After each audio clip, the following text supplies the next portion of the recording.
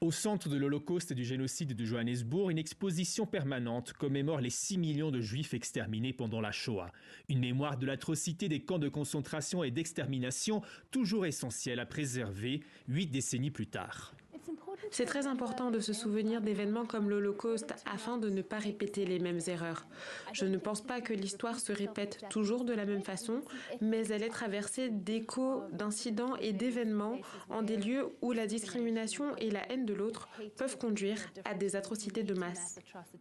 Le travail de mémoire est particulièrement douloureux cette année pour la communauté juive sud-africaine, la plus grande du continent avec ses 50 000 membres. Alors que leur gouvernement accuse aujourd'hui Israël de génocide, ils se sentent oubliés et vivent mal l'accueil sur le territoire de plusieurs membres du Hamas ces derniers mois.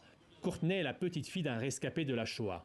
La douleur et la souffrance des personnes juives après le 7 octobre n'a quasiment pas été reconnue par notre gouvernement. Donc c'est incroyablement douloureux en tant que Sud-Africain de se sentir invisibilisé et de voir que notre peine n'est pas reconnue. Si ce sentiment est majoritaire, des voix divergentes se sont élevées ces derniers mois. En novembre, 700 juifs sud-africains, parmi lesquels le célèbre artiste William Kentridge, ont signé une pétition demandant à cesser le feu à Gaza. Alan Horowitz, fils d'un rescapé d'Auschwitz, partage ce souhait. C'est ma mère, Eva Kolska. C'était après la libération. Pour lui, les Israéliens sont en train de se transformer en bourreaux.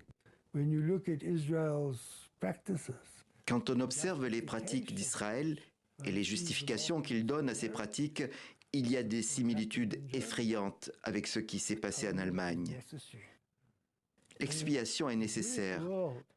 Le monde juif devrait collecter des fonds pour reconstruire Gaza. Tous ces juifs qui vivent à des milliers de kilomètres d'Israël y ont souvent de la famille. Beaucoup souffrent d'être des témoins lointains de ce conflit qui s'envenime.